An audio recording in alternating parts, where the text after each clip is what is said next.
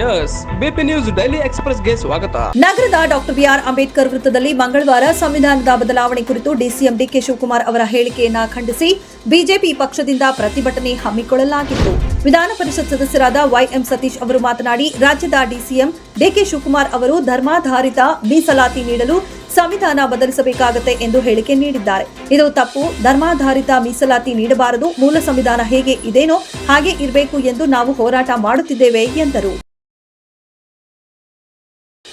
ಸಂವಿಧಾನವನ್ನ ಬದಲಾಯಿಸಲು ಹೊರಟ ಉಪಮುಖ್ಯಮಂತ್ರಿ ಡಿಕೆ ಶಿವಕುಮಾರ್ಗೆ ಧಿಕ್ಕಾರ.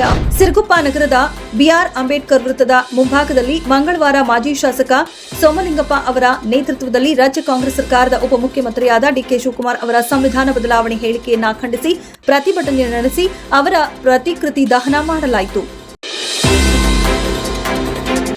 ನಗರದ ಜಿಲ್ಲಾಧಿಕಾರಿ ಕಚೇರಿ ಮುಂಭಾಗದಲ್ಲಿ ಮಂಗಳವಾರ ಹಿಂಗಾರು ಜೋಳವನ್ನ ಖರೀದಿ ಮಾಡಬೇಕು ಎಂದು ಒತ್ತಾಯಿಸಿ ಎಐಕೆಕೆಎಂಎಸ್ ರೈತ ಸಂಘಟನೆ ವತಿಯಿಂದ ಪ್ರತಿಭಟನೆ ಮಾಡಲಾಯಿತು. ಜಿಲ್ಲಾ ಅಧ್ಯಕ್ಷ ಗೋವಿಂದ್ ಮಾತನಾಡುತ್ತಾ, ತಾಲೂಕಿನ ರೈತರು ಸಾಕಷ್ಟು ಪ್ರಮಾಣದಲ್ಲಿ ಜೋಳದ ಬೆಳೆಯನ್ನ ಬೆಳೆದಿದ್ದು, ಈ ಬೆಳೆಯ ಮುಂಗಾರು ಮತ್ತು ಹಿಂಗಾರಿನ ಖರೀದಿ ಪ್ರಕ್ರಿಯೆಯು ಸರಿಯಾದ ಸಮಯಕ್ಕೆ ನಡೆಯದಿರುವುದು ರೈತರಲ್ಲಿ ಸಾಕಷ್ಟು ಆತಂಕವನ್ನ ಸೃಷ್ಟಿ ಮಾಡುತ್ತಿವೆ. ಸರ್ಕಾರದ ಮತ್ತು ಅಧಿಕಾರಿಗಳು ಕೂಡಲೇ ಸಮಸ್ಯೆ ಬಗ್ಗೆ ನಿಗಾವಹಿಸಿ ಜೋಳ ಖರೀದಿ ಪ್ರಕ್ರಿಯೆಯನ್ನ ಪ್ರಾರಂಭಿಸಲು ಕೂಡಲೇ ಆದೇಶಿಸಬೇಕು ಎಂದರು.